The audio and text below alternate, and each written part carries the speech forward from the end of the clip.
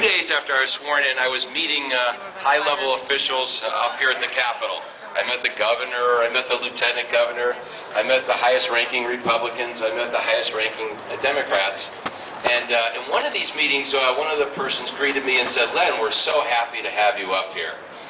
We know that you could help us out with our terrible dilemma. But, you know, Len, you got to be careful with what you say when you're on those radio interviews." And I thought to myself, what did I say? Oh, my gosh. So I must have been on the Dan Labala show, you know, where you say radical things. So I asked this person, I said, "Well, can you give me an idea what I said that was so crazy or extreme?" He said, "Well, you know, the tax thing, you know, you can't, you know, we got to compromise. We got to be willing to compromise on taxes." So I'm going to tell you what I said to him, but I have to tell you a little story. Most of you are probably familiar with World War II and the Battle of the Bulge. Well, during the Battle of the Bulge, there was an important battle fought on a key strategic point called the Bastion. And Dwight Eisenhower sent in the 101st Airborne to defend that key point. And they were surrounded by Germans, and the German general sent in a team to the American general, Tony McAuliffe, and offered him the reasonable proposition of compromising and surrendering. And General McAuliffe thought for a second, and then he sent back a terse message. And on it read the word nuts. Well, I thought of that, and I said to this official when he asked me about being reasonable and compromising on taxes, I said, nuts.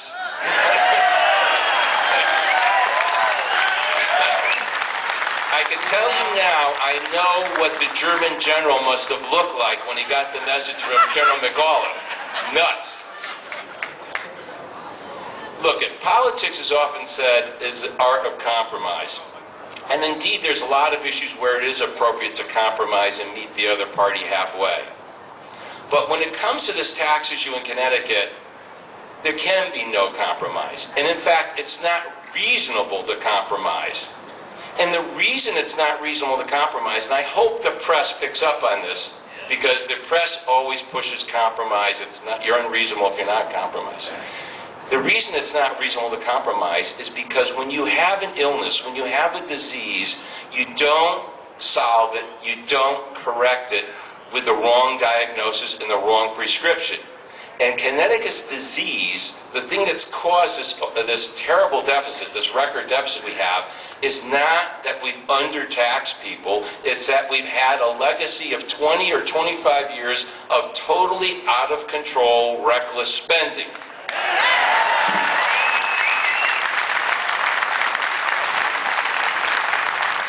And the cure for this disease, this out of control, reckless spending, is not more taxing. Because more taxing is going to only exacerbate. It's going to spread the disease. It's going to make it worse. That's why giving even 1 inch on increasing taxes is the wrong answer, and there can be no compromise. To Dan Malloy, to the governor, we say to your tax increase, nuts. No tax increase. Nuts.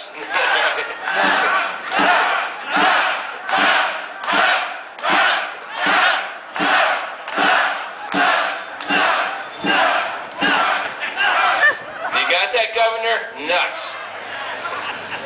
Now, I'm very pleased and very excited to say to you that in the Republican Senate caucus, we have put together an alternative budget with no tax increase.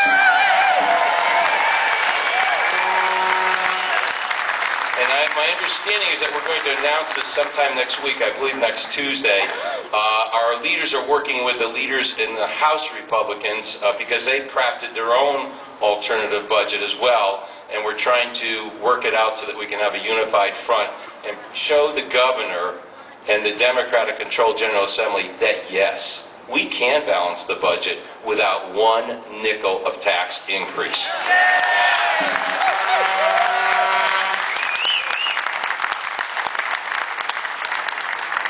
Tanya's inching in on me, and I know that I've got like 30 seconds left. Let me end by saying this. One of the things that surprised me about our victory in the campaign I was running this February was the unbelievable enthusiasm it provoked among people who were supporting me. I just was amazed by how enthusiastic people were.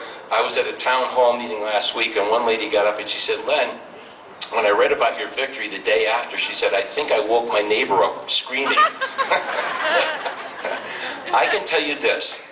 Sometimes it seems like the odds are overwhelming, like it's impossible, you can't win. Well, let me say this. You don't lose until you give up. Don't give up. I ran 4 times. They say 3 times is a charm. In my case, it was 4 times. Okay. But I didn't give up. And I hope, if anything comes out of the victory that we had on February 22nd, is that all of you learn this. You won't lose if you don't give up. Support candidates, continue fighting the fight, and we will win. And to Governor Malloy, nuts.